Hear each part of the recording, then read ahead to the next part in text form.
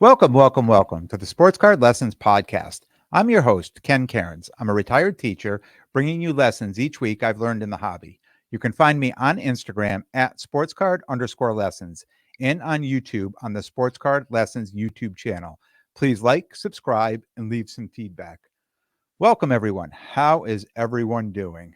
I'm super excited for today's episode. Today's guest has been creating hobby content for the last 3 years. He's the co-host of Offcentered, and he drops daily YouTube content. You know him as Sports Card Dad. Welcome, Dustin. How you doing, man? Doing great. Thanks for having me, Ken. I'm excited to be here. I've been watching you for months. Actually, I found you through Rob, Sports Card Therapist. I've been watching him probably for a little over a year now, I would guess, maybe 18 months. And then I saw you guys were doing some things together, and that's how I found you. So I'm glad I definitely did. Yeah.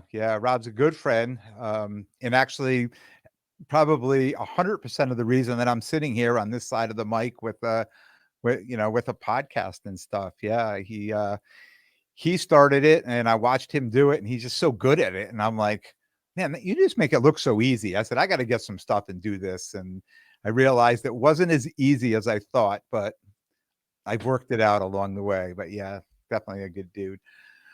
So yeah, welcome. I'm super excited you're here. I listen to all your stuff. I love to pick up your daily 7 to 10 minute, usually reviews on other things. And uh, you know, the interesting part about that is there is so much content out there. Yeah. And when I discovered you and I started following you, every morning when I'm doing something, something pops up and says, "Hey, Sports Card Dad is reviewing this big topic." So I get the 7 to 10 minute version of it all broken down that you give versus having to go out and listen to the 45-minute one. So I definitely appreciate that. Definitely appreciate that. Thank you. Yeah, it's fun. I mean, it's kind of my creative outlet. I think everyone tries to find, you kind of have your daily life that you do, whether that be family, work, whatever it is. And for me, I think I was, especially kind of as I was coming up to age 40, I was always thinking of like, man, I just there's I need some sort of an outlet because I have, 4 kids, wife, there's a lot going on. And so that was a big part of kind of a motivator, behind what I do. And I try to add goofy, humor to it and some different elements. Yeah. And that's kind of, and honestly, those little pieces are just as fun for me to do than the actual topic that we're talking about. Mm-hmm. Yeah. So yeah, it's fun. Do you ever think when you're creating the content that it's permanently going out there online, right? So I don't know how old your kids are. My kids are all grown up, and I have grandkids. So I know, during the day, when the kids are maybe getting a little out of control, my daughter's in North Carolina, they'll put on the TV, pull up YouTube and throw Poppy, and all of a sudden the kids stop and they're just amazed, right? And I think to myself, when these kids are my age, that content will still be there. Like they'll still be able to go back, and I'll probably be long gone, but they'll still be able to go back and say, "Oh yeah, there was my grandfather, or there was my dad, or whatever." To look at that, and I just find that amazing, just the thought process of that. So, I mean, I Yeah. don't know how old your kids are, but have you thought of that too, almost like a diary of you at 40, where your Yep. kids who may not remember you at 40 would. Absolutely. Yeah. My kids are 19, 17, 10, and 7. Or yeah, about to turn 8 this weekend, my youngest. But yeah, I mean, there is so what's funny is I've talked about that before and people kind of take it the wrong way. I kind of look at it as like legacy, this is kind of a legacy project, but it's not legacy in that I'm trying to be a YouTube superstar celebrity. That's not what it is. It's legacy in that one day, hopefully, God forbid, or God allows it to be, I'm an 80, 90-year-old man. And maybe I don't even know who anybody is. And maybe it's, but they can look back, just like where, what would be an example? I don't know, like Jay Leno or somebody or someone that was able to be on TV, any sort of movie star or, show star. We're not, Brad Pitt or anything out here, but it's sort of the same thing though, to where they're, what they do on camera or whatever, it's out there forever. Someone will be able to find it, their family members or whatever. And so YouTube is kind of a nice way for everybody to be the news anchor. Everybody gets to be the movie star, and you choose how you're going to do it. You choose how you're going to present it. You choose how you're going to put it together. And yeah, it's great. Your family, and like you said, family down the line, family that you don't even know yet, great grandkids that aren't even born yet, will one day stumble across and be like, wow, granddad was hilarious or whatever, or they'll think he was stupid, or whatever, it does. But either way, you're right. There is kind of a, what are we doing on this planet? And this is kind of a documenting a piece of your life that can be fun. Yep. Yeah. Yeah. Because I like, honestly, if I had the ability, I never knew any of my grandparents. So actually my grandmother I knew, but all the rest, I never knew them. But if I had the ability any time in my life to be able to go back and see them, I would have certainly taken advantage of that and gone back just to see what they were like, what they sounded like, what their personality seemed like, anything like that. So yeah, I definitely think this is cool. Yep. Anyways, we're here to talk about the hobby and we're talking about cards. So, give me a little background, a little backstory of you in the hobby. How long have you been in the hobby? What's your lane in the hobby? Yep.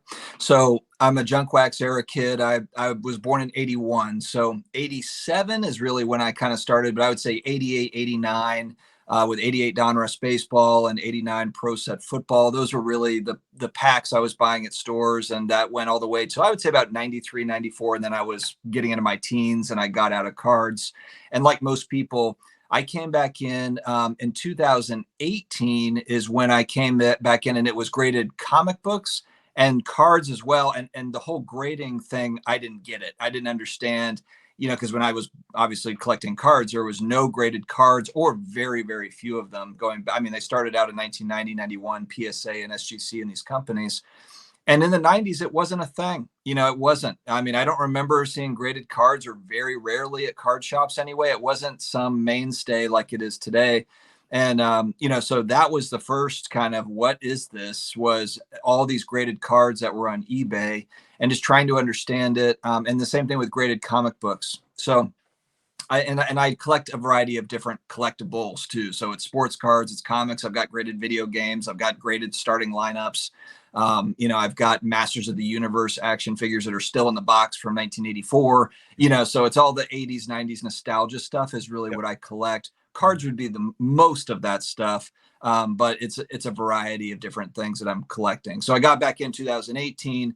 I wouldn't say I got in head first. I was dabbling. I bought, certain cards I didn't have as a kid. I bought a complete set of 89 Score football and 1990 Marvel Universe, and kind of those sets that you always wanted to kind of have the complete set of. So I got in kind of slowly, and then fall of 2019, I think like a lot of folks, I went a little bit more heavy on Patrick Mahomes and Luka Doncic coming up. I thought they were exciting. Not two great guys. If you're going to go in on anybody, those are two great guys to go in on. But I also went in on Ryan Finley and, Mason Rudolph and some of these other guys. So, I wish I had dumped every last dollar into Mahomes and Luka, but I did do well on those. But, it was kind of that thing, you buy a basket of players, and those two did really great. And there was 10 or 15 where it was like, okay. But it was just a fun, it was a fun thing getting back into cards. And then, of course, you kind of had the mania of 2000, I would say, people talk about 2020, but it was really the fall of 19 where it heated up big time, when Mahomes and Luka and Lamar Jackson, people don't realize too, Lamar Jackson, his stuff went bananas in the fall of 2019. And then we kind of entered into 20, and then it got really crazy. And that's when a lot more people entered in. And so that was obviously kind of a fun time where, where everyone's flipping and it's, everything's going. And then now we're where we are. But all the way through, honestly, I think it's been fun. If you look at every element of the kind of the craze over the last few years, it's been a good time. So that's my story. Yeah. What a roller coaster it's been, though, especially if you got back in 18, 19, 20. I mean, you've watched that thing hit the highest of highs and then drop down. And I'm not going to say the lowest of lows, because I don't think the industry ever dropped back to, pandemic prices. I mean, the prices still stayed up, but most people came in at what, 2020, 2021, and a lot of Yeah. people, came back for, and a lot of people like me who, for one reason or another got back in the hobby and then went, down to the basement or into the attic and then pulled out all the cards because, I was buying, I literally bought my first slabs back in the 90s. I was buying hockey slabs, but there was really no value to them. Today, even to today, when I took them out and I'm thinking, oh, these things are worth a fortune. And then you look them up, you figure out how to look up comps on them. And you're like, oh no, they're not worth anything because they were just so, overproduced. But yeah. So I know you're a Saints fan, Oh right? yeah. So how, I know you're in North Carolina. So how you become a Saints fan in the Carolinas? So the story behind me becoming a Saints fan is my dad passed that curse down to me. Curse slash I joke about the curse thing, but so in 1967 was their inaugural season. They ran back their first kickoff ever for a touchdown, and my dad was 12 and just so happened to catch the game on TV. He was actually born in Jackson, Mississippi. I come from an Air Force background. He was in the Air Force. His dad was in the Air Force. My uncles were all in the Air Force. So, and then the other half of that story is my grandfather. So his dad was a fighter pilot and was drinking in a bar with his buddies in Mississippi and ran into Archie Manning. And Archie Manning was just a great guy, really, friendly guy. And, so they had a couple drinks with him. And so that completes the picture. So it was kind of he saw the touchdown. They met at the bar, and so it's like, this is just a kind of and then the fan base, even though it's not a good team, they were just a rabid fan base for a long time. And so I've been a fan since 87 when we moved to the US from my dad was in the Air Force. So I was born in Germany. We went to England for 5 years. And then when I was 6, we moved to Florida, and we've been in the US ever since. Nice. So it's usually your parents, right? It's usually something like Yeah. that gets you on a team. Nice. So I also know that you collect Stranger Thing cards. Oh yeah. And I know at this last national this past year, they had the Stranger Things, the vending machine, which I knew what Stranger Things was, but I never watched the show. I never collected one thing of those. But I'd heard an interview the first day I heard them talking about the Zero Cool Stranger Things cards that they were going to be giving away and how valuable they were going to be. So, of course, overhearing that with my collecting mentality, I had to go find out what it was all about. Oh, you have to stand in line, get a ticket, and all this. And I couldn't find anybody. I was willing to pay somebody to go stand in line and get me some cards. But luckily enough, our table was right next to where the exit was from this thing. So as the kids came out with their packs, I would say, I'll give you $40 for your pack. So oh wow, nice. So some kids were like, "Are you really here? Take the pack. Give me the $40." Like they didn't want the cards, they wanted the money. Yeah. So I, between that and eBay, I finished the set. It's off at PSA now. The only thing nice. I don't have is the redemption card, right? But I do have 11 sealed packs that I haven't even opened yet. So I think they're more valuable sealed, even though right now at this point, if you open them and had certain cards, they would be worth more. And for all I know, I could have a redemption card in there, right? Yeah. So with your collecting, I don't think, from what I've heard you talk about, I don't think you have any other national cards, but you're back to like season 1, season 2, like those type of cards, right? Autograph cards, things like that. I have a lot of autograph cards, but I do have some of those national cards. So what was interesting is I saw, so what got me into looking for Stranger Things cards was seeing the massive booth at the National. So before seeing that, I had not bought one Stranger Things card. Now, season 4, I think I'm just trying to think of the timeline. I'm pretty sure season 4 had come out July 4th weekend. So the show was out. Yeah, it was all out. So I'd seen the show. Season 4 was awesome.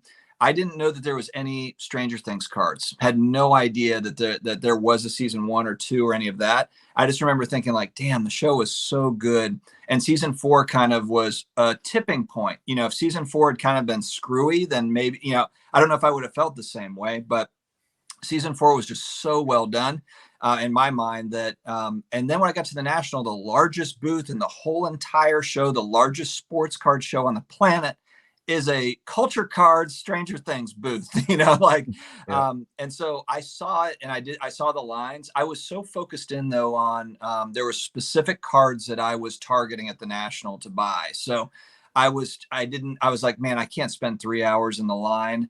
But I just thought, you know what, I'll take a look on eBay kind of afterwards and just see what it looks like. And I did end up buying.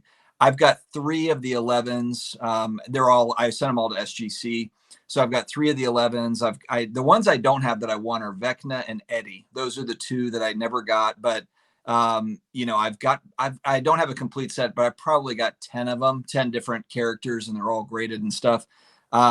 You know, so I did get some of those. I wanted to have some, but I didn't necessarily need to complete the set, at least not now. Maybe I will down the line, but I was more focused on, because those cards weren't cheap. You know, I mean, they were $70, $100 for some of them. So, but when I was buying those, I noticed, like, for example, I'll just show one that I have right at that time when I was looking at those cards. This is an example of a card that popped up on eBay. I want it for right about $200, and it's Dustin Henderson season 1, and it's the patch auto, you know, so it's kind of the RPA, you know, but it's numbered to 10. I mean, if you look up like the pack odds and it's season 1, I mean, it's like 1 out of like 8,000 packs, you know, and it was $200. It's already graded by PSA. And I was like, man, I could buy a lot of these zero cool cards, or I could just kind of shift my focus and look for these kind of rare auto cards. Because if they're that rare and they're a couple $100,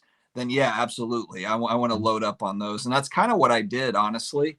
You know, I've got like, you know, a couple of these. I like the blue ones. The blue ones are numbered out of 10. And, and like the Dustin Henderson, you know, these are redemptions, you know, so this one is season 2, 2019, but you pull one now, it's too late. You know, it's like it's over, you know, so it might be numbered to 10, but good luck getting it, you know? So, so yeah, I just thought that was kind of a fun, interesting chase where it's something where, and to kind of go back in time a little bit, the show started summer of 2016. And that was really the show that kickstarted a lot of my kind of 80s, 90s nostalgia, you know, journey. Because that's when I joke about it being kind of like leading up to my midlife crisis, but you know, it's an 80s based show. There's a lot of, you know, stuff that I could relate to from my childhood. And so that's what kind of kickstarted it. So I feel like the show kind of brought me full circle to where, you know, it got me into a lot of this stuff. And then now I've got a fairly prolific Stranger Things card collection. Yep. And we never know how it happens, right? I mean, it's usually by accident, right? Yeah. Yeah. I came home from National, and probably within 2 weeks, I binged the whole thing. I just went to Netflix and I binged the whole thing. And I'm telling you, I never had, so many people I know talked about this show and said, oh, it's great. You really have to check it out. And it was one of those, I said, yeah, I'll get to it. But you know, this whole thing got set into motion at National, and I came home and I binged it. And, yeah, I was happy I did. I was happy I went through, and, you know, and I, like you, ordered the cards from Netflix, and all I get is emails telling me why it's going to be another month. And I saw you had put a post up that finally you just said you just wanted the money back. You didn't want. So what was your thinking? What was your decision? Because I thought to myself, like, when they do come, I mean, I'd rather just have the cards, but you were like, no. So what I was thinking there is I'd ordered 10 boxes. So with shipping, it was $535.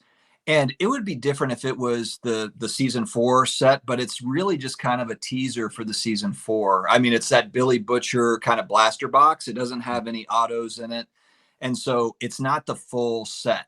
You know, I mean, if it was the full set and it had a lot of chase cards, now it does have like the kind of like those preview cards that we got at the National, but but they're a little different. They've got actually the name on the front instead of Zero Cool, and there's parallels, so there's numbered parallels, and that would be pretty cool. But then I was thinking like, well, I could just buy those on the secondary market, like once, and then I get the $500 back. And if in a couple months there's hobby boxes of the season 4 and there's, on card Vecna autos or whatever, then I've got a few bucks to Yeah. spend there. So, Yeah. and then the other thing was they didn't sell out, so it's not like I could go on the site right now and I could order it again if I Yeah. wanted to. If they had sold out, then maybe I wouldn't have done that, but they didn't sell out. So I was like, meh, I can just order it again if I want to. Yeah. Sometimes though, and I've done a lot with wax over the last couple of years. I'm out of the wax business basically, but sometimes it's always been that it's the one that sits on the shelf forever. You're like, oh my God, I'm not buying this because nobody else is buying this. Right? And then all of a sudden, 6 months later, there's like, oh, that was the box because it had this player that no one was thinking about. And you're like, oh man. I mean, how many times did I walk by those boxes in Target and Walmart and see them on Facebook Marketplace for like next to nothing that I could have had 100 of those boxes and I just said no, and then all of a sudden they ended up being the box that you wanted. So Yeah. I never turn that down. I'm always like, if I bought it, I'll keep it. Even if I don't open it, I just put it with the rest of my saved stuff. Right. Well, and even I've got a sealed hobby box of season 1 and season 2. I got it just to kind of hold it. It actually has really cool cover art on the box. I'll just grab the season 1. I'm trying not to knock everything over my desk, but the season 1 is it's kind of looks like Star Wars, type art. So it's just cool looking. But I got my box here. I think it was $400. They sell between like $400 and $500. And I remember there's guys telling me like you could get these all day for $50, $60 for a hobby box of Stranger, because it's like it was back in 2018. It was like pre hobby boom, and it was Stranger Things. It wasn't even sports cards, So yeah, it's just kind of funny how it goes. I know I recently discovered the 2011 Apple American Pie cards. I don't know if you're familiar with those at all, but they were hobby boxes and they were like just pop culture, and there were some refractors and some numbered to 76 cards in the box. And I recently started picking a bunch of those up, and then I go back and I see people selling the actual sealed hobby box for $300, like $350. But then when I did a search, I realized when those boxes were selling new in 2011 and 12 and 13 and 14, because nobody was buying them, they were like $35 for a hobby box, right? Wow. And now they're $300-400 for a box. So yeah, it's very, very interesting what happens to some of that wax, especially that stuff that nobody's really thinking about at the time. It's wild. Yeah, I don't have a lot of the sealed product stuff. I did buy some of the 2020 Prism, which, it's 2020. You could argue there's just a lot of that. They made a lot of it, but I got 2020 Prism football and optic football because of the draft class. You've got Jalen Hurts in there, you've got Burrow, you've got Herbert, you've got Justin Jefferson, and then you've got Tua as well. So I know Tua's had, concussions and things, but you have 4 starting QBs that are, that have potential, and I really like Burrow. So it's kind of like, instead of me buying Burrow cards, I could probably just like, I can get Hurts and Burrow and Herbert, in that 1 year's product. And granted, they did make a lot of it, but I was like, I'll buy some of it and just kind of sit on it and see what happens. Yeah, at some point somebody will pay for it. It'll be worth the scarcer it comes, the more valuable it'll be. Yeah. So in collecting, do you have the ultimate chase card, the ultimate Grail card? I mean, is there a card that you say that if I could find that card, my life will be complete? I don't know. And I've had this question before. I'm not sure if I've been in the hobby long enough to really nail down one, or even a few. I mean, so Drew Brees is my PC guy. I would argue that probably my Drew Brees Grail is probably the Topps Chrome Black Refractor number 200. It's probably the best Drew Brees card, that's as far as the rookie card goes. It's numbered to 100, so it's scarce. I would say that's probably a Grail. But there's not one. I don't have kind of like that 52 tops mantle, that's like the ultimate. Yeah. I like a variety of things, so I mean, my collection is, I got Drew Brees on the PC side. I collect a lot of Hall of Fame auto type stuff. I collect vintage football. So I'm on the hunt for a Bart Starr rookie card that's kind of mid-grade. I've got one that I'm looking at now that I'm kind of going back and forth on. So, but I collect a lot of, like, lately I've been on a little bit of a Barry Bonds kick because I'm frustrated. I'm not a baseball guy, so I don't have a lot of baseball cards, but I look and I see, like, and I get the PED thing, but I'm looking at, Barry Bonds game used bat autos for a few $100. And it's like, this literally is the guy that is the home run king. I mean, Yeah. like, he's a top 10 baseball player of all time, maybe top 20, whatever. I mean, maybe not top 10, but he's top 25 of all time. And he was a Hall of Famer before he ever touched a PED. If he never touched a PED, he would have gotten in with his numbers. So, but that's kind of a fun chase. I like kind of look at those like early 2000s Fleer stuff, because there's some really cool game used auto stuff that's not on a lot of people's radar. And it might be Joe Namath, or it might be Barry Bonds, or, so Yeah. the meat of my collection is really that sort of stuff. And then I would say I'm mostly a football card collector. I also collect a lot of Tom Brady. So Drew Brees is my PC guy. I don't have a Tom Brady card that's worth more than, probably $600 or $700. I've got some of the Upper Deck rookie cards.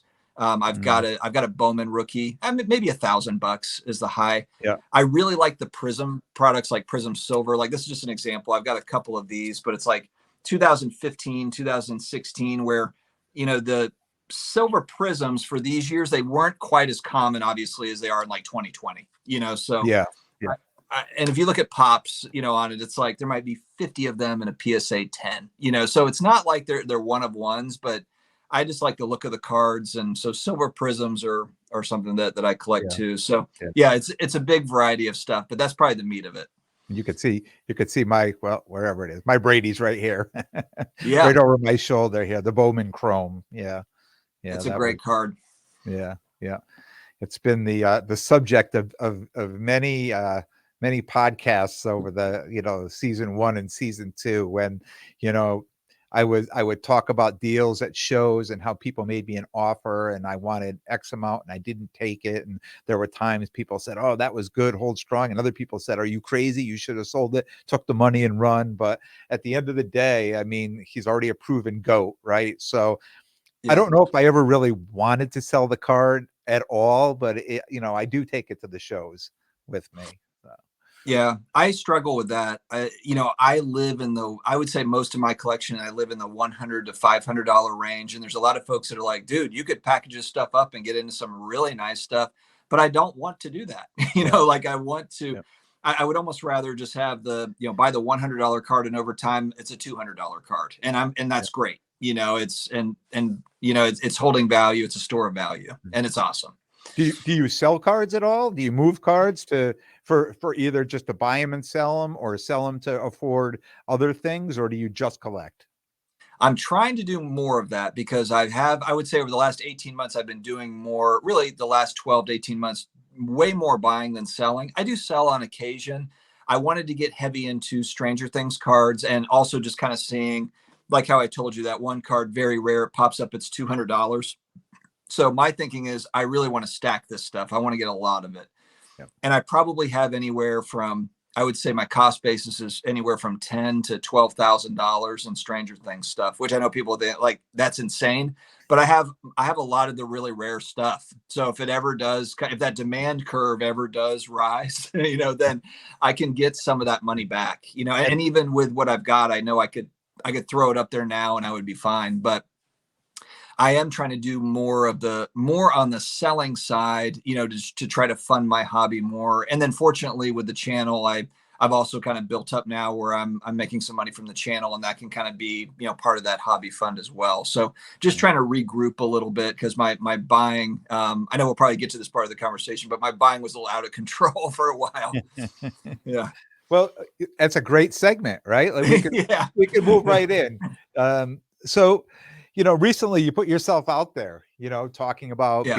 being a card addict, and when you mentioned the word addict or addiction, right? Immediately, in society, it becomes negative. But I think when you're involved with it or in it, I don't think it's as negative as people think, right? And I think just more, being vulnerable and putting yourself out there and just, being honest with not only with yourself, but the people around you and you love. I mean, it's huge, right? So, my question is, when you put that out there, I mean, how did the listeners, how did, your people, how did they, how did they accept that? How did they treat you? I mean, I, when I heard you put that out there, I thought to myself, wow, that is brave. I mean, you are very brave to put that out there. And not only did I think that, but being in the hobby, I probably know a great number of people who are card addicts that I know are just, get themselves to a point where they're almost out of control buying cards. And I think it was such a positive message to put out there. How was it received? Yeah, it was, I would say probably about 95% was positive. Now that's my own viewership, so I can't speak for outside of that. I'm just talking about comments in the comment section and DMs and stuff that I received. It was 95%, I would say, like, hey man, no worries, we're all in the same boat. I've been there before, or I'm going through a similar thing. I did have 5% probably that were more along the lines of, hey man, this isn't addiction, this is irresponsibility, which I respect that take. I'm not necessarily, looking for just yes men out there where it's like, just tell me what I want to hear. I'm okay hearing if there is another argument or another angle to a story. I don't mind that at all. I'm pretty self-reflective. I'm always trying to improve. So, if there is a lag somewhere, whether it's with my show or messaging or anything I say, I don't mind for someone pushing back on me. Now, if they're pushing back just for the sake of pushing back because it's an easy target. When someone puts themselves out there, there will be, some are going to just take a shot because you've put yourself out there, and that's okay. But yeah, I would say overwhelmingly supportive. The one thing I wanted to draw attention to was, well, first off, the way it was happening too, just to kind of explain, it was almost like, coming up to payday, I was literally spending that money before I had it. It was kind of like on eBay, it's best, it's a bin and make your best offer on, getting paid on Friday. On the Tuesday, Wednesday, I'm going ahead and making offers. I'll pay you on Friday type thing. And it was months and months, really, probably years. We're talking about going on a couple of years of doing that. Packages coming in everywhere, and it's not as if my wife wasn't aware of it, but was I being completely honest about the amount of money that was going there? Now, I wasn't throwing it all on credit cards. I wasn't over leveraging me and my family. But at the same time, that's money that can go to other things. I've got 4 kids, we've got other things to pay for. So I've got a great collection, fantastic. But, I don't know if I was completely as transparent as I probably should have been. And I think when people think about sports card addiction, their mind immediately goes to breaks. It goes to, oh, okay, well, you're gambling on breaks. You have a problem with getting in on opening packs and opening hobby boxes that are very expensive and not getting your money back. I wanted to draw attention to the fact that you can also just be buying singles and get into trouble. You're trying to flip this or that, or not even flipping it. You just see so many. Look, it's endless. There's cool cards everywhere. You go online. I mean, and even if you're just collecting one player, let's just say Barry Bonds, there's a zillion cool Barry Bonds cards. You could blow your whole budget on just that. And I'm like I said, I'm into a variety of different things. So, it just, I didn't feel like I was, my impulse buying was really out of control, so, and some people said, hey, no worries, you're not in deep debt or anything, you're not getting divorced over it. But the thing is that if I continued along that path, if that was kind of going to be my business as usual moving forward, it could very well have turned, me and my wife had talks leading up to where she was like, okay, but you've got this covered, that covered. And I was like, yeah, we're good. And not that I wasn't paying bills, I was, but again, there's, that money could have gone other places and she wasn't fully aware of that. So if I'd kept on, maybe it would have gone sideways very quickly. You just never know. So I think now I'm overly transparent to try to, cover those things. Yeah, yeah, and it's, I mean, I don't know about you, and you can answer this yourself. I know for me, one of the biggest assets I have in the hobby is my wife, right? So Mm. it's stuff that, when I'm doing the content, I could say, "Hey, this is what I'm thinking of this week's episode. This is what I'm thinking to do," and I'll bounce ideas off her. If I'm going to a show, I'll say, like, I'm taking these cards. I'm going to try to trade up or move to, like I'm always very verbal about what I do. Not that I have to be, but it's just so nice to have another opinion. Somebody Yeah. to, somebody just to say to me, well, is that such a wise thing? Or wow, that sounds like a good idea. If anything, just to, and to me, I feel like it keeps her in the loop. Right. So when I Yeah. heard you kind of talking about that, I kind of felt the same thing. It was almost as if she's being kept in the loop now, and it's somebody that you can bounce things back, off of. And I think some people took it as, oh man, you gave away your manhood. I mean, you're asking permission to do this and that. And it's more of accountability partnership. It's more of like, I don't need to ask permission. But by me bouncing it off of her, it's, and look, I have bought a few, I said I'm going to go cold turkey. I'm not buying cards. And there could be certain exceptions where I talk to her about it. And there have been a few exceptions where I've said, hey, look, this card never pops up. They're asking this. I'm going to offer 50%. What do you think? And she said yes. So it's more about just her knowing about it, and just that, and just also just being, helping me be accountable. She can always push back and say, like, well, I mean, do you think that you could get it later? Could you get it in the summer for less? Or, how rare is it? And that's a good thing. That's not a bad thing. So Yeah. Yeah. yeah, it's just, I do understand kind of the, you it's a tough balance, because you're the man running your house. At the same time, you also don't want to go down a path where you're letting your family down. And I felt like I wasn't putting us in a deep debt, but I was letting them down by not being more transparent. So Yeah. Yeah. Yeah. And I think too, and just me in 2023, I think it's the partnership that runs the family, right? It's not the man anymore. It's definitely a partnership, that runs that family. But yeah, yeah, good stuff. Good stuff. I Definitely. I appreciate mean, it. I'm sure there's a lot of people out there that are thinking that about themselves and other people, but nobody ever mentions it, right? So, yeah, it was definitely some good stuff. And the goal of that too, just to put a bow on it, is just sustainable hobbying. I don't think we want people to come in and just blow all their money, have a horrible experience, and then they're out. I mean, like, Yeah. ideally we all have a budget we live by, we're accountable. It's like, there's a personal finance aspect to all of it. So, Yep. I think it's good messaging. Yeah. Do you think the hobby attracts people, with like gambling tendencies or addictive tendencies? Because it was interesting, and I'm going to tell you why I asked this question. So before I jumped back in the hobby, I used to go. I live here in Connecticut. We've got two casinos. Once a month, I would go up to the casino, and it was something I looked forward to. And I did it. I did it for probably 5 or 6 years. Leading up to, maybe even more, leading up to, then the pandemic hit. The casinos closed. I got involved in sports cards, and I never went back to the casino. But being in this hobby, I meet so many people that say the same thing as me, is, oh, I used to go to the casinos all the time. Now I'm in sports cards. And then when I kind of heard your story and I heard you talking about that, I often wonder if there's something about this hobby. I mean, okay, breaks is gambling, right? And buying wax and ripping wax, that's gambling. But I just often wonder is if there's something about this hobby that attracts people that have, you know, I don't want to say like addictive personalities, but maybe gambling tendencies or come from a gambling background.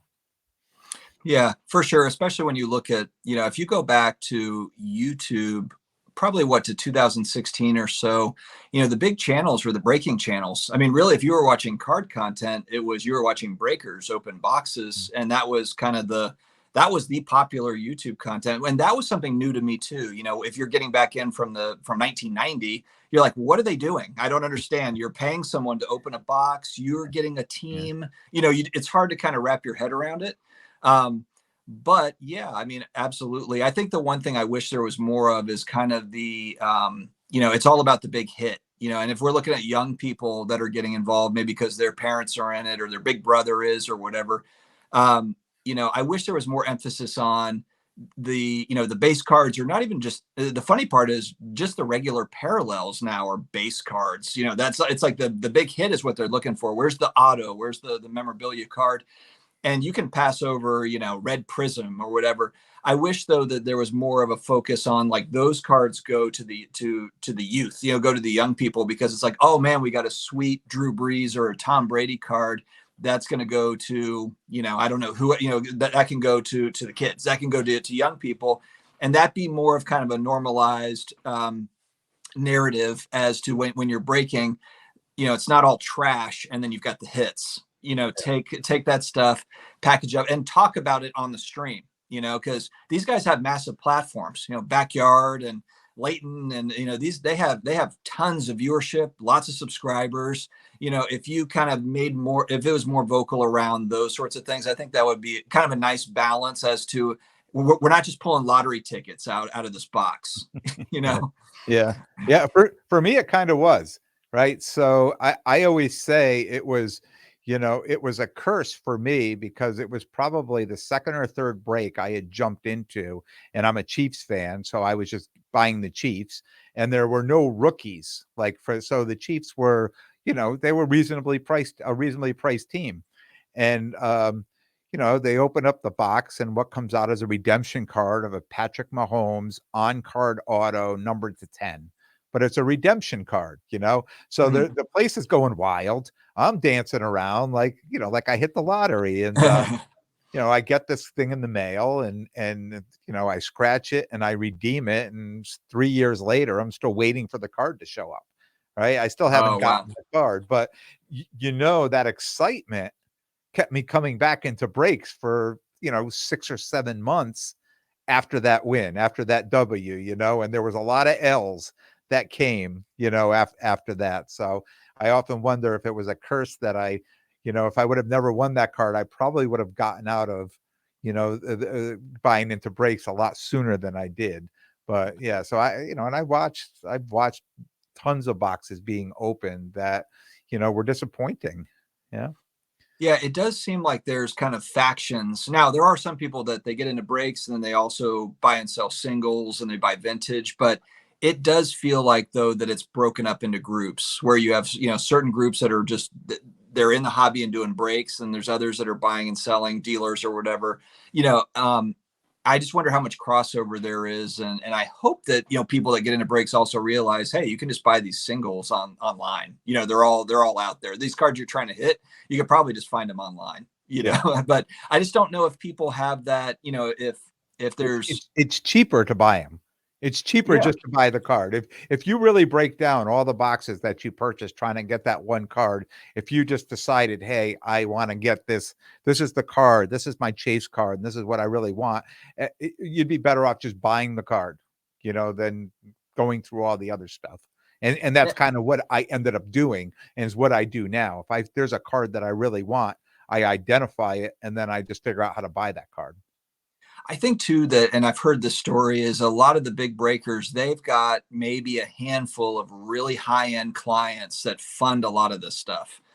So when you're watching it, you might be thinking like everybody's getting into breaks, but the Flawless and the National Treasures and all that, you just have, it's the same guys that run into the casino and spend 6 figures without dropping a tear or whatever if they lose it. It's the same guys that buy into these, into these breaks, so I think if you're the average Joe and you're trying to get in, you might be thinking like, this is what everybody's doing, but it might be some, but it's a lot of high net worth people that are just throwing money at it because it's fun. It's a fun Friday night, or whatever. A lot of disposable income. Yeah. Yeah. All right, let's switch gears just a little bit. Content. How long have you been creating content? So I started March 22nd of 2020, and it was something that I had been thinking about doing for a while, talking about it. I think like a lot of folks, you trying to talk yourself into it, and but you never quite do it. And then really, I think it was March 15th, maybe, where everything just kind of shut down where I'm in North Carolina, like everything. And it was like, all right, well, what am I going to do now? It's like, I have no excuses. I need to get started. And, so it was more of just kind of like I was watching some of the other content. Jeff Wilson, Sports Card Investor, was putting out content at that point, not as much as he was. And it wasn't the high production stuff that he's putting out now. And he was one of the channels, but I remember just watching some of that stuff and thinking like, I just want more of this, or I wish people would talk about this topic or that topic or whatever topic. And then it was like, well, I could talk about that topic. And so that's how, it kind of started. And I have kind of a newsy-ish type channel, and also just random. I'll throw this hobby topic out there and see what people think. And I've been doing that really since day one. When you started, was there any blueprint that you followed? Was there anything that you said, I know you said you watched Jeff Wilson and things like that, but was there anything that you said, hey, I'm going to emulate this guy? Or it was like, this is my idea and I'm just going to try it and see what happens. So there was, I think when you're making content, you watch certain, I think when you're watching content, you do take away from other people, and then maybe you're doing similar stuff and then just putting your own spin on it. I would say I was probably doing some of that in the beginning, but I also was trying to, hit on certain topics that I just didn't see covered really on YouTube. You might see it talked about on like blowout forums. You might see it talked about on Twitter, but then you just don't, it wasn't on YouTube, so that's where I think I was able to gain some traction early on, was just throwing out videos. And it was low. I mean, it was literally in the basement with like white walls behind me. It was bare bones, type stuff. And also just trying to gain confidence in the beginning. I'd never done any sort of YouTube. I have no broadcasting background, or I don't have any sort of background in video or anything. So, I wasn't, my first 90 days, I wouldn't say I was confident in what I was doing. I was trying to just, I was just trying to put myself out there, learn, gain experience, and try to get better at it. And it was and it was something I was already hobbying, and it was an extension of the hobby. It was like, cool, I'm into cards, and now I'm online doing it. It's just kind of a fun extension of what I'm doing. So talk to me a little bit, the difference between the Offcentered show and your solo shows. Solo live streams, or just like the daily stuff? Yeah, well, a little bit of both, because you started doing the Offcentered was first, right? You started doing that with Brad, right? Yeah. And then at what point did you kind of break away and were doing kind of your own thing along with that? So I started out just doing kind of the individual videos, the daily videos. And then I think I was maybe like 5 or 6 months in, I started to do collaborations with other content creators. So I would jump on, I think I called it like Subscriber Spotlights was the name of one of the shows. And then it was like Content Creator Spotlight type thing. And I would just jump on and talk with other content creators just on my channel. And that was just kind of fun, kind of like what we're doing here. Just how'd you get into the hobby? What do you collect? Those sorts of things. And it was also kind of cool because there, that a lot of content creators were popping up. So nobody knew about me or other folks. So when we're doing these collaborations, it was, they were finding new people. I was finding new people, and that was fun. And so then I was probably maybe 6-7 months in. I'm trying to remember exactly the timeline, but Brad and I had talked. We had kind of a good synergy going, and we thought, let's just do a bi-weekly show. And then we ended up making it weekly, Off-Centered. And then just a few months ago, Brad, I told you before we came on, he retired from cards. I think he did it as a kid. You had kind of a lot of the easy flipping that he really enjoyed. And then there was also some creative outlet for him too. And then he just has other interests, that kind of took over the last few months. And so he has moved on. I don't want, he's the comeback card investor. So with that sort of title, he can come back. He can always make a comeback anytime he wants, right? That's it. So, he's a good guy. I've known him for a few years now. And so that's what kind of spun off into Off-Centered that we have now. Nice. Now, during the day, I spend a lot of time in the car driving between, places where I'm going to be working and stuff, and I take in a lot of content. You must have some type of freedom to do that because you're always kind of reviewing other people's content with your thing. So just talk to me about how you go about consuming your content. Yeah, I've got it narrowed down. I don't listen to everything, but I've certainly got kind of my favorites. There's really good long form content. There's some good short form content. I wouldn't say there's a lot of it though. I think a lot of the stuff that's out there that I see is more of the 45 minutes, the hour long kind of a podcast that's going up on YouTube.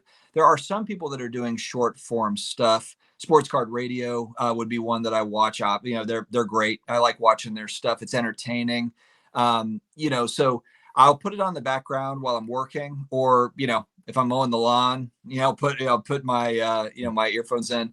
I take in probably more content than I do watching TV shows, just because I feel like I'm in it, I'm doing it, and so it's interesting to me to hear what other angles are out there, what other takes are, and just listen to and whether that be longtime hobbyists, new people. To me, that's fun. So yeah, I'll have it on the background, so I'm not necessarily taking in everything, or I've got it at 1.5 speed or whatever, so it's not so it's a little bit faster. Yeah. So yeah, I don't watch everything, but I do try to get, there are certain channels I watch to take in for sure.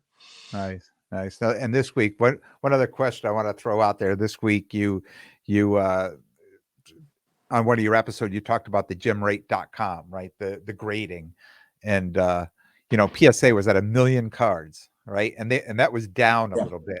So what is your thought? I mean, do you think we're getting into the junk grading era? Do you think there's just like too many cars being graded? Do you think we're okay for a while? What's your thoughts?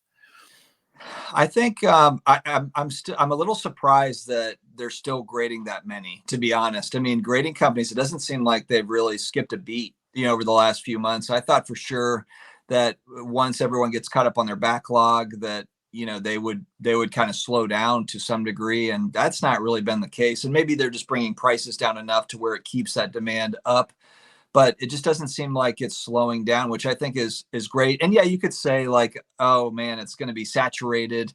But there's so many different types of cards. You can't. You also have to remember, there's the cards that are sitting inside those slabs, whichever company you're looking at. There's a lot of really rare stuff out there. So I think that I don't necessarily look at it as, I know there's kind of that junk slab era. I've talked about that. Other people have talked about it. Maybe it'll get oversaturated at some point, but then there could be, I think what's kind of fun is there's always buying opportunities or selling opportunities depending on what the market is doing. So, it could just be that that's just the norm moving forward is that there's just a lot more graded stuff. It's just kind of the thing you do for the rare stuff is you grade it, and some people might decide not to, but, just for protection, for preservation, forget about the grade and the resale. It's like, hey, if I pull a rare card, whether it be a break or I find one on eBay or on ComC or wherever, I don't want it sitting in a binder. I need to have it preserved and sealed. Yep. Yeah, definitely.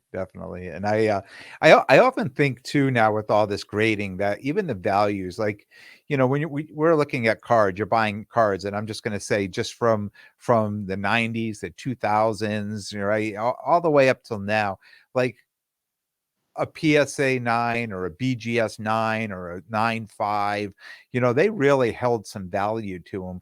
And I almost think with all this grading now, it's like either 10 or bust, right? I mean, with so many cards being grading, I think that they're, and I mean, on the grading company side too, they can't just say every card is a 10, right?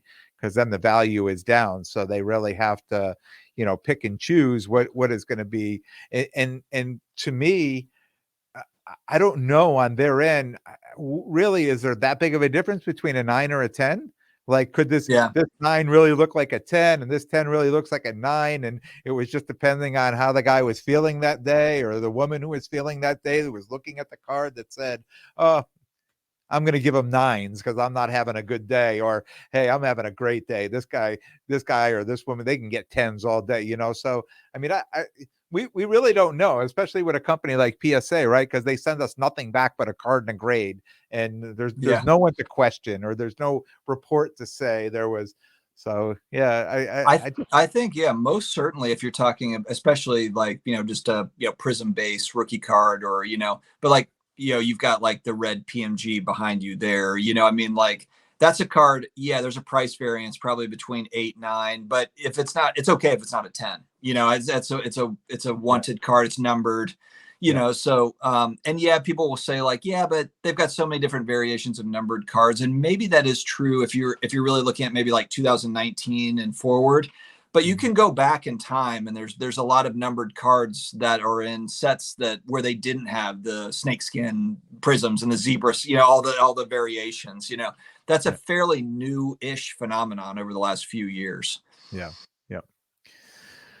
So we're getting on an hour here. 168 days till national. Are you excited? Are you going? What are you looking forward to? Yes. Yeah. I'm definitely going. I've gone to the last two. So I went to Chicago and then Atlantic City, and this one's back in Chicago. I love that Rosemont area. And those were the first ones I've ever been to, nationals over the last couple of years. But yeah, I really like going just for the spectacle of it. You just don't see that many, all those cards in one place. And it's not even just, it's not like it's, 90s junk wax stuff. It's like everything is there. There's just everything. And then of course, you make friends over the last few years that you'll meet up with, whether it be content creators or other collectors or viewers or whatever. And so that's fun too. It's a great kind of networking, and also just to be able to see people that you interact with all the time digitally, and you just don't get to see them in person. So yeah, I'm definitely going. I'm not going for like the 7 days or the 5 days. I'm going for maybe like 3 or 4 days. But yeah, I plan to go every year, unless there's something wild that pops up. But yeah, I'm excited. Like are you going? What's that? I said like a pandemic or something. Right. Yeah, exactly. Yeah. Exactly. No, I'm definitely going. I already, and I had already booked my room in December. And then all of a sudden in this last week or so, I hear people saying that like all the hotels closest to the convention center are all booked up. Like people are booking hotels down the street. So when I started hearing that, I was like, oh, actually this morning I booked my airfare, because I figured if all those hotels are being booked, the airfare is the next thing that's, the prices is going to become scarce or driven up. So yeah, I bought my tickets this morning, but I set up there. I have a half a table that I set up. Oh, nice. Yeah, so I was in Atlantic City last year, which was within driving distance from me here, so I was able to carry all my stuff. So now it's gonna be a little bit more of a challenge flying out to Chicago, bringing cards. I have to rent cases out there, that type of thing. But yeah, I'm definitely looking forward to it. And I agree 100% what you say. The people that you talk to throughout the year, like a message with people that I've never seen. Like I could see what they look like, on like Instagram or whatever, but I've never met them. I've never seen them. I've never, actually spoken to them. It's all been digitally on, just direct messaging. But then you go out there, like I have a table, and I tell people I'm at this table. I mean, last year people were just showing up and they're like, hey, and I'm like, hey, and I'm like, I have no idea who you are, but I know you're about to tell me who you are, right? So they know me because they see me doing the podcast, so they know exactly what I look like, and they know I'm going to be at table whatever number I was at. So, but I just thought it was the greatest thing. There was so many people that came, and this year it's the same thing. I'm going to be looking forward to the same thing again. Just all these people that I've met through this hobby that I get to meet and meet up with out at National. I just think it's what a brilliant idea, right? Just to do this. Yeah. And it does feel good too to kind of get some, I guess, affirmation or confirmation of what you're doing, because you'll have, even if it's just a few people that come up and are like, "Hey, you're doing great with your podcast or YouTube," and it feels good. I mean, not that we don't need it necessarily, but it's like, okay, there are people out there that do listen, and they're enjoying it. And that feels good. Yeah, and I set up at shows. I set up at shows all over the Northeast here, and I get people coming to all the show. And the more I'm into season 2. This is episode, I think around 70. I'm not even sure, but you know, so the more podcasts I do, the more I've been doing it, the more, I'm at shows, the more I have people coming up to me. I have more conversations at my table as a dealer about the podcast than I do about the cards that I'm actually selling in front of me. So yeah, and Yeah. and that part of it I enjoy more than the negotiating part. So yeah, so if you ever got to set up, you'd know exactly, Yeah. what I mean. And I know you have some big shows there in North Carolina. When I was down, was I down a week ago or so at Yeah. Cardiac Cards, and I was talking to Sam about, all the shows, and he was listing out at the fairgrounds, like almost every other month they have a pretty big show at the fairgrounds. Have you attended any of these shows down there? Yeah, that's the one I go to typically. They do it about every 4 or 5 weeks. Sometimes so it can be sports cards, but they also have sometimes it's heavy on like comic books or other collectible stuff. Yep. But it's just a fun show. I mean, it's $5 for adults to get in. Kids, it's free. I mean, I take my son. My youngest collects Pokemon cards. So Nice. I take him in there and I'll take a look at some of the stuff and then he'll get some Pokemon cards and it's kind of a fun bonding experience. Yep. It's 15 minutes from my house. So even if I'm not looking for anything in particular, I'll just pop in and check it out because it is a fun kind of little Saturday afternoon. Yeah. Yeah. Good. Well, Dustin, thank you for being on the show. This was awesome. It was a great Yeah. conversation. Thanks for having me, Ken. I appreciate it. Yeah. I've got to have you on mine for sure. Absolutely. Absolutely. Tell everyone where they can hear you, where they can. Oh, actually, you know what? One last thing. Super Bowl prediction. Now, this is going to air after the Super Bowl, the Thursday after the Super Bowl, but Okay. you can still throw out a prediction right now. Everyone keeps talking about the Chiefs have more experience and this and that, and Mahomes is just unbelievable. And I agree, Mahomes is unbelievable. He's playing on one leg. I just think that the Eagles are more healthy and just fully loaded. And I know Jalen Hurts hasn't been there before, but he doesn't have to throw 5 TDs. I mean, like he's got a great team around him. So I think the Eagles are going to pull it out, but I think it's going to be tight. I think it's going to be tough and Mahomes is going to be tough, but I think the Eagles pull it out. Yeah. All right. We'll see. Here's your prediction. All right. So tell people where they can, if they want to reach out to you, where they can find you, where they can see your videos. Sure. Yeah, I'm on YouTube, the Sports Card Dad. On Instagram, I'm at Sports Card Dad, and then I'm on Twitter, also the Sports Card Dad. I'm pretty consistent across the board. Nice. Thanks again, Dustin. Yeah, thanks, Ken. I appreciate it, man. Thanks for having me. Take care.